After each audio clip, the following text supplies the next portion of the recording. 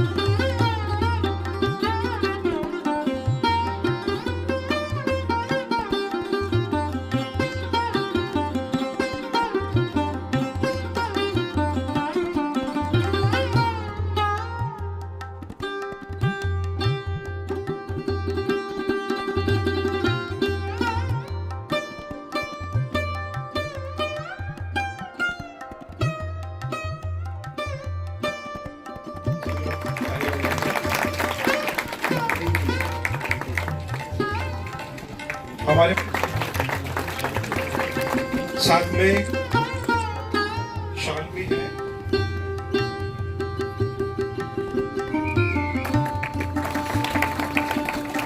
साथ ही आज के सम्मानीय अतिथि डॉक्टर मैनेजर सिंह सर, सेवानिवृत्त, अधीक्षक पुरातत्व रसायज्ञ, भारतीय वन सर्वेक्षण विज्ञान शाखा पश्चिमी क्षेत्र औरंगाबाद, इनका भी शॉल देके स्वागत करेंगे.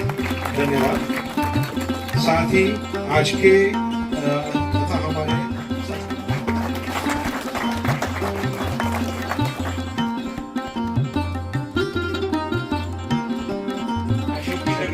पधारे हुए शालिवाहन मंडल के पदाधिकारी शिरसे जी और साथ ही साथ में हमारे विजय जोग जी, अनंतराव पवार जी, शिवाजीराव राममुरली जी, सभी का मैं स्वागत करता हूँ। आज जो है विश्व विरासत दिन क्यों मनाया जाता है, कैसे मनाया जाता है, इसके बारे में बहुत कुछ प्रकाश डाला गया है, लेकिन इसके बारे में मैं कुछ नई चीजें आपको बताने जाने वाला। जैसे कि अभी ठोले जी ने बता रहे कि वो बाहुबली गोमटेश्वर का प्रतिमा, उसके नीचे लिखा है चामुंडराय करविले गंगराय सुताले करविले, मराठी भाषा का पहला शिलालेख। हमारे वेरूळ में, एलोरा में जो जैन गुफाएं हैं, उसके ऊपर मैंने 6 साल अनुसंधान किया है। उसमें एक शिलालेख के नीचे लिखा है सोहिल ब्रह्मचारी कृत प्रतिमा, शांति भट्टारक कृत प्रतिमा। एक गुफा में अपने कलाकार, शिल्पकार अपना नाम बताते हैं। जैसे कि बर्जेस एंड फर्गुसन ने भारत के सभी गुफाओं का अध्ययन किया और बहुत बड़ी किताब लिखी, the cave temples of India. जब फर्गुसन को बनारस में बुलाया गया कि आपने इतना बड़ा अध्ययन किया है, तो संक्षेप में कहिए कि भारतीय गुफाएं क्या है, इनका स्थापत्य क्या है। तो फर्गुसन ने बनारस में पंडितों के सामने एक व्याख्यान दिया। उसमें कहा, architecture of a country is a great stone book in which every annal has recorded its fate, those who run through it can easily read it. किसी देश का स्थापत्य एक किताब होता है, उसमें हर विरासत अपना अपना लेख लिखती है। जो भी कोई पधारता है, चलता है, वो अपने सभ्यता के बारे में पहचान लेता है। इसी के साथ साथ भारत में शेराकृष्ण ने लिखा है, there are 1200 cave temples in India, out of which 900 are Buddhist caves, 200 are Jaina caves, and 100 are Brahmanical caves. These cave temples are the living monuments. They are the social milieu and ethos of the people. हमारे देश के जीवन का संगीत, संस्कृति का संगीत इसमें लिखा हुआ है। रविन्द्रनाथ जी टैगोर महाकवि थे। जब उन्होंने एलोरा अजंता की गुफाएं देखी तो उन्होंने कहा था, उन्होंने कहा था communication through the sculptures is more effective than communication through books. When volumes of book can not speak, then a single sculpture can be speak. जब खंडप्राय ग्रंथ संस्कृति के बारे में बोल नहीं सकते, तो एक शिल्प भाष्य कर सकता है। इतना अनोखा महत्व एक स्कल्पचर का होता है। इसके साथ साथ हम अजंता एलोरा को विश्व विरासत बनाए। क्यों बनाए विश्व विरासत? इसमें जब इसको विश्व विरासत का प्रपोजल बनाया तो मैंने खुद बनाया था 1976, 1980 में, when I was in Archaeological Survey of India as a research assistant, technical assistant, वहाँ के कैलाशनाथ दीक्षित थे। उन्होंने कहा कि धारूटर जी, इसके बारे में आपको प्रपोजल बनाना है।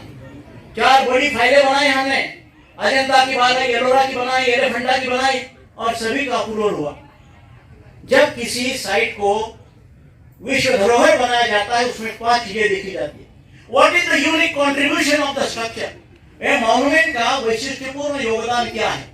दूसरा ये होता है in which conditions, natural environment the monument is prepared, कौन से नैसर्गिक अवस्था में ये मॉन्यूमेंट बना है। अब अजंता में जाइए, बहुत ही बड़ा विशाल ऐसी गुफाएं हैं।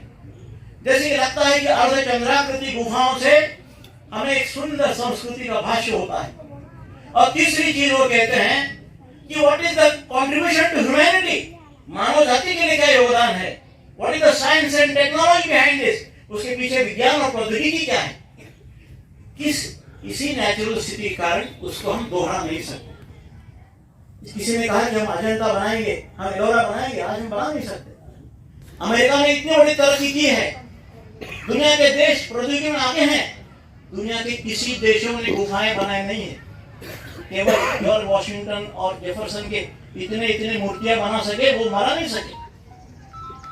केव architecture is a unique science and technology in India. गुफाएं जब बनाते थे तो उसकी सूचना, उसके विज्ञान और प्रौद्योगिकी भारत में एक वैशिष्ट्यपूर्ण थी। हमारे दक्षिण पश्चिमी मंडल का बहुत अच्छा ग्रंथालय है, जिसमें मैंने प्रयोग किया है। करीब 2 लाख किताबें हैं। उसमें किताब है दिशा सूत्र, कैसे मंदिर बनाया जाता है, कैसे गुफा बनाई जाती है, कौन से दिशा में बनाई जाती है, उसको ईस्टर्न डायरेक्शन में क्यों फेस का फसाड होता है, उसमें जो इंस्क्रिप्शन लिखा जाता है उसमें क्या अर्थ होता है। यावत चंद्र दिवा करो, जब तक ये सूर्य चंद्र है तब तक ये शिलालेख रहेंगे, तब तक ये गुफाएं रहेंगी। क्यों लिखते हैं वो? क्या होता है मीनिंग सिंबल्स का? अब अजंता में चैत्य गवाक्ष है, उसका मीनिंग क्या है? जिससे प्रकाश का चैतन्य पर्व आता है उसको चैत्य गवाक्ष कहते हैं। हमारे जैन गुफाओं में मान स्तंभ होते हैं, क्या उसका अर्थ होता है? पूर्ण कलश होता है, उसका मीनिंग क्या होता है? तो हर प्रतिमा का एक अर्थ होता है, उसका अर्थ संस्कृति से निगडित होता है। अर्नोल्ड टॉयनबी ने history of the world civilisation, दुनिया के इतिहास के बारे में किताब लिखा। उसमें लिखा है a superior culture dominates the inferior one, श्रेष्ठ सभ्यता कनिष्ठ से मात करती है और वो अपना अमर बनती है। दुनिया में 24 सभ्यताएं थी, उसमें से केवल 2 बची है, एक इंडिया की और दूसरी चाइना की। सुमेरियन, बाबिलोनियन सब सभ्यताएं इतिहास में नष्ट हो गई, लेकिन भारत की सभ्यता क्यों अमर है, क्यों अक्षर है? टॉइन भी लिखते हैं there are 2 ways, one is the way of devastation, another is the way of protection। एक है विध्वंस का मार्ग, एक है रक्षण का मार्ग। भारत का मार्ग जो है पुनर्रचना का मार्ग है। हम कहते हैं वसुधैव कुटुंबकम, हम कहते हैं अहिंसा परमो धर्मः। दिवस के उपलक्ष्य में नमस्कार और अभिनंदन।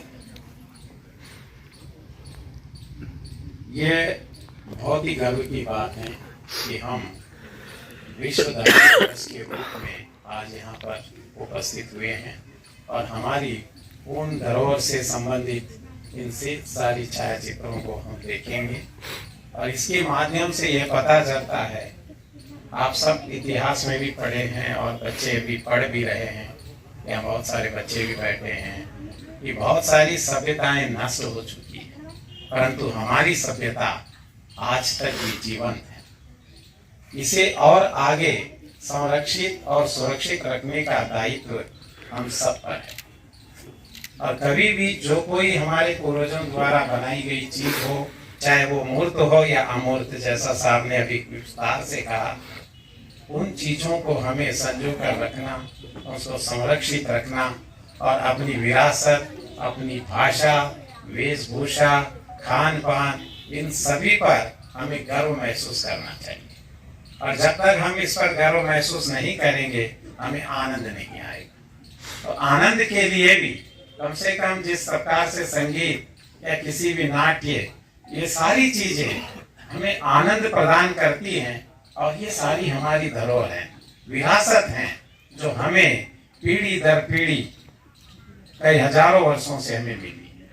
और हम लोग कुछ लोग हैं जो इनमें से कुछ लोग जो इनकी ओर ध्यान नहीं देते हैं, जिसी के कारण हमारी बहुत सारी विरासत आज भी कहीं न कहीं दबी पड़ी हुई।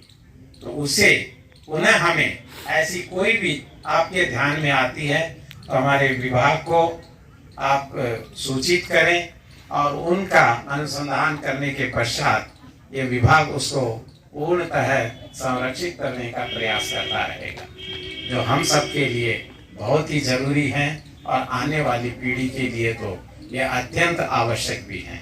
और मैं ये चाहूँगा कि विभिन्न जो धरोहरें हमारे पास रही हैं और आज भी हैं, उनसे संबंधित चित्रों का आप लोग अवलोकन करें और आनंदित होकर अपनी जो भी धरोहर है उसको संरक्षित करने का प्रयास करें। आदरणीय वीर दारुलकर साहब, आप सेवानिवृत्त प्राध्यापक रहे मराठवाड़ा विश्वविद्यालय में। आदरणीय doctor manager Singh ji, doctor Ramesh आर्य सर, मालती दत्ता जी, श्री महावीर जैन जी और कई सारे गणमान्य लोग हैं। हमारे बीच BSNL के प्रभात कुमार भी मौजूद हैं, तो और कई गण्यमान्य लोग जिनका मैं नाम नहीं ले सकता हूँ। आप सभी का आज इस पुण्य तिथि पर ये वर्ल्ड हेरिटेज वीक का शुभारंभ हो रहा है। इस अवसर पर आप सभी लोग का स्वागत करता हूँ, हार्दिक अभिनंदन करता हूँ।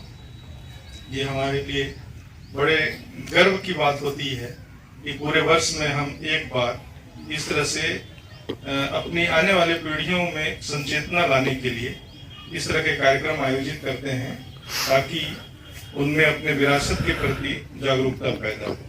इस पूरे सप्ताह का उद्देश्य यही होता है कि हम अपने विरासत के प्रति, और जब मैं विरासत कहता हूँ तो विरासत से हमारा तात्पर्य सिर्फ और सिर्फ ये स्मारक या स्थल ही नहीं होते हैं। विरासत से हमारी वो सारी विरासत सम्मिलित होती हैं जो अमूर्त भी है। ये तो मूर्त हैं जिनको हम देख पा रहे हैं, ये मंदिर हैं, ये बुद्धिस्ट हेरिटेज है, जैन हेरिटेज है, आर्कियोलॉजिकल साइट्स हैं, तो ये तो हम जिनको हम आंखों से देख पा रहे हैं।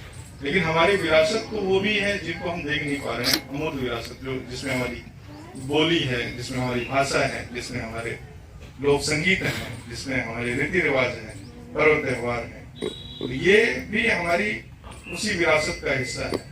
और जिस तरह से हम ये संचेतना पैदा कर रहे हैं कि लोगों में इनके प्रति सम्मान का भाव हो, उसी तरह से हमें अपने उन रीति रिवाजों को भी जीवित रखना है। तो इस अवसर पे अच्छा, इसमें क्या हुआ कि इस तरह की चीजें लुप्त होती जा रही थी विश्व में।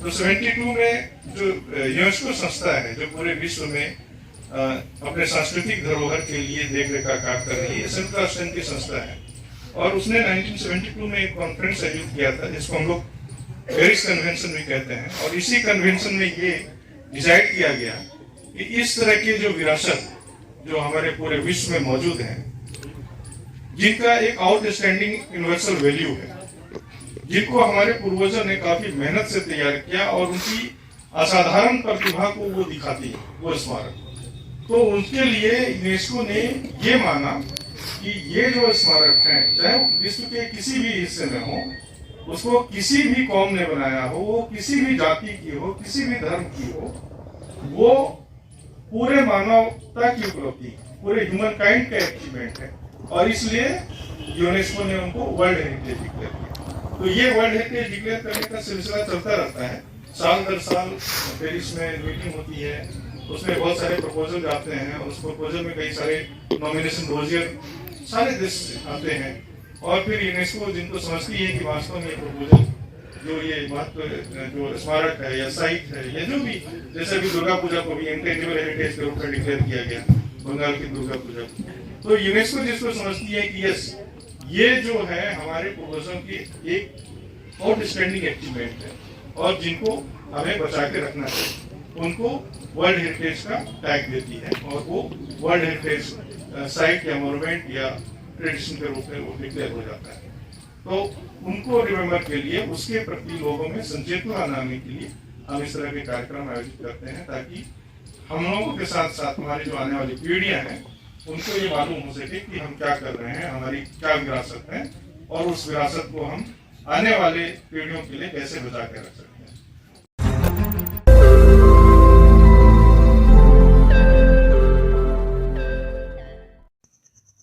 रोज नई खबरों को देखने के लिए हमारे औरंगाबाद समाचार चैनल को सब्सक्राइब कीजिए और नोटिफिकेशन पाने के लिए हमारे बेल आइकन को दबाइए, ताकि हर खबर की नोटिफिकेशन आपको मिलती रहे।